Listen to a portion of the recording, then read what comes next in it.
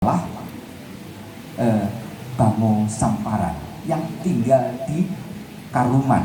Karuman masih kita kenal namanya sebagai salah satu kampung kampung dulu semacam dusun ya, sekarang hanya kampung saja di Kelurahan Telogomas, jadi di subarea barat Kota Malang. Ini tidak jauh dari rumah Bapak Tri ini ya, jadi tidak terlalu jauh di utaranya ya. Nah, hal yang serupa itu disampaikan oleh Angrok kepada Bango Samparan. Awalnya memaparkan bahwa menurut menurut Dangyang Logawe, perempuan yang rahasianya memancarkan sinar itu adalah Sri Naraswari, dan mengatakan bahwa siapa yang menikahinya akan menjadi raja maharaja dan seterusnya. Dan kemudian Angrok menyatakan keinginannya, perkataan Angrok kepada Dangyang Logawe kepada Bango Samparan itu demikian: hamba ingin menjadi raja, ya.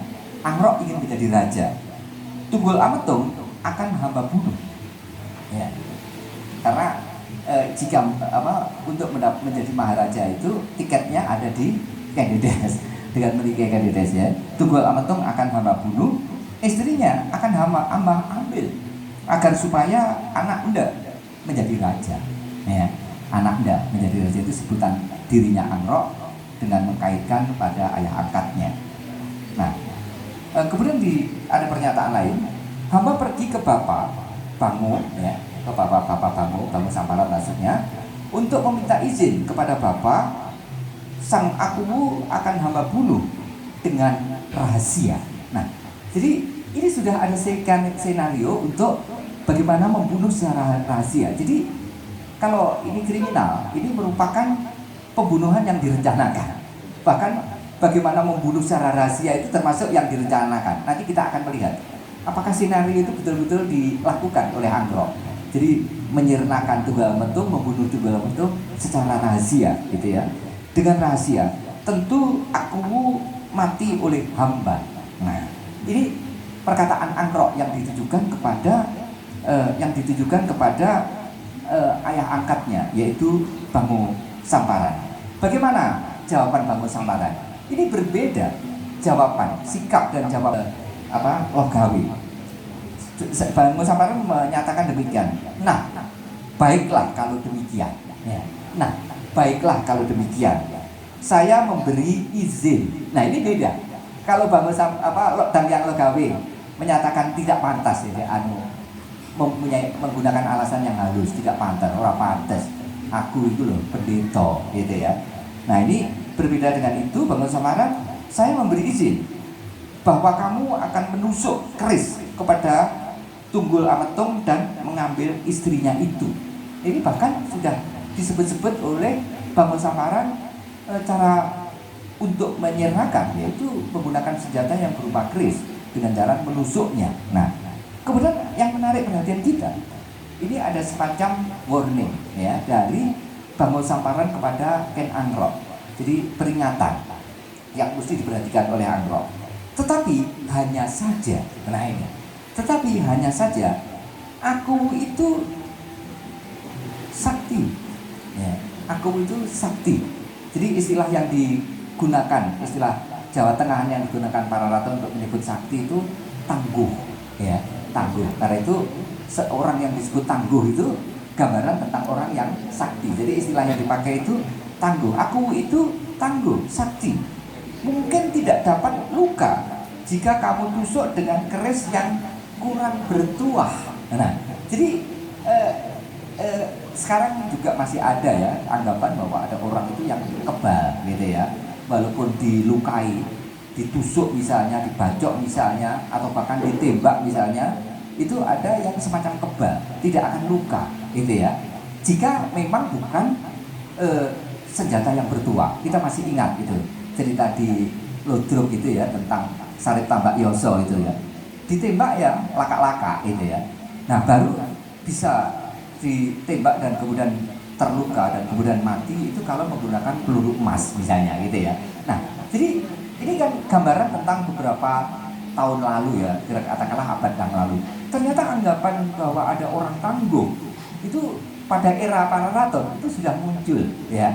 Jadi ini keyakinan yang muncul di masyarakat Jawa lintas masa. Ada orang yang ora mempan ya, dibacok, ora papak paluning pandi misalnya dan seterusnya. Sakti Mandraguna.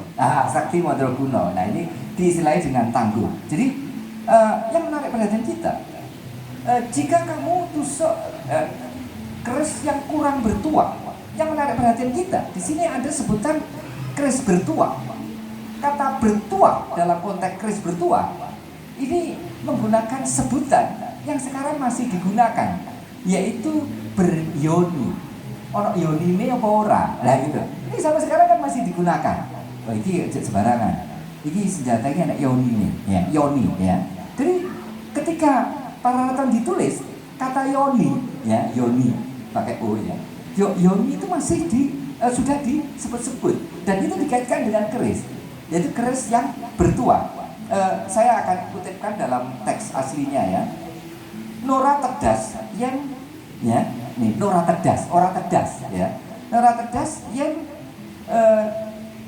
dera suduka, suduk, disuduk ya, ditusuk ya.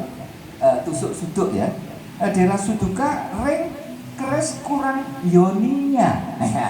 Keris kurang yoninya. Jadi mestinya kalau mau membinasakan dengan menusuk orang yang sakti itu gunakanlah keris yang bertuah, keris yang beryoni. Nah, ini menarik ya, menarik perhatian kita. Nah, jadi ini kita bisa memperoleh gambaran bahwa ada faktor penariknya. Mengapa Angrok itu membinasakan Tunggul Ametung, menyingkirkan Tunggul Ametung? Karena apa? Dengan menyingkirkan Tunggul Ametung maka istrinya bisa diambil.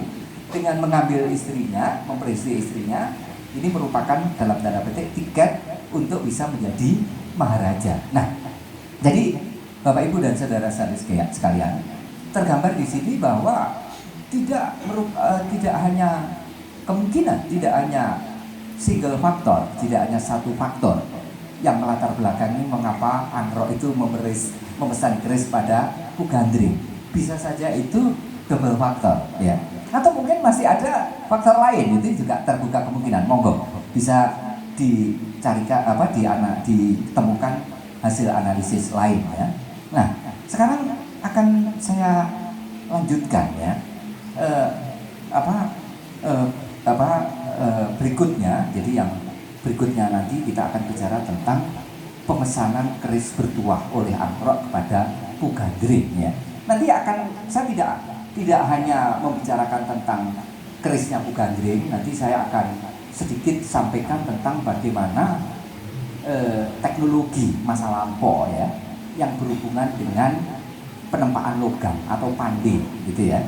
Baik, jadi untuk sesi yang pertama saya kira saya cukupkan. Nanti berikutnya kita akan berbicara tentang perkerisan ya, terutama tentang pembuatan keris dan seterusnya ya. Dari data-data lama ya, saya tidak menggunakan data yang sekarang, saya akan menggunakan data-data lama yang antara lain data-data yang disebut-sebut di dalam atau tergambar di dalam Pararaton. Mungkin itu dulu Mbak Bibi. Untuk yang pertama kita bicara dulu tentang untuk apa